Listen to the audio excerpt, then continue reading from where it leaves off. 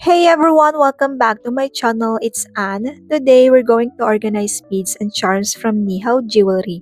They're an online wholesale supplier with a wide range of affordable beads, accessories, and jewelry making supplies, perfect for beginners and small businesses. They have a user-friendly website, worldwide shipping, no minimum order, and even support drop shipping. And if you want to order, you can use my discount code ANN to get 10% off your order. At the end of the video, I'll also share an idea on how to turn this into beautiful bracelet and phone charms. So if you love beads, cute charms, and satisfying organizing videos, just keep on watching.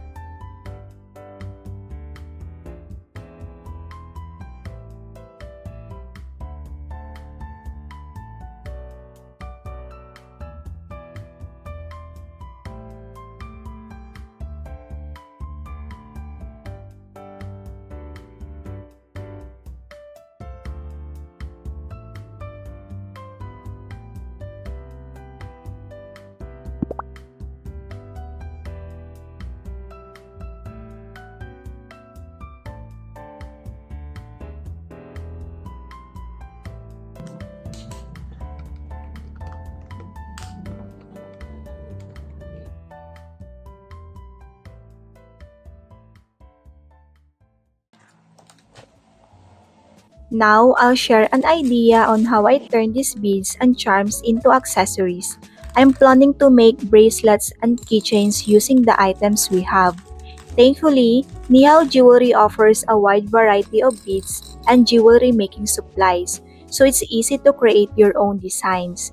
In this part of the video, I'll show you the exact beads and materials I'll be using. If you'd like to make something similar, you can check out Nihao Jewelry and get the same supplies to start creating your own bracelet and accessories. Don't forget to use my discount code ANN to get 10% off your order, and new users can also enjoy special discounts.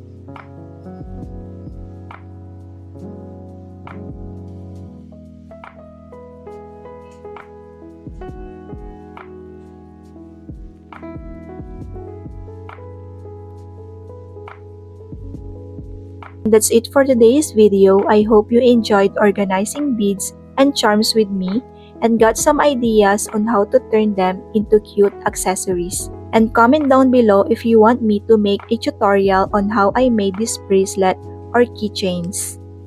Thank you so much for watching. If you'd like this video, don't forget to like, comment, and subscribe for more beading and DIY content. See you on my next one.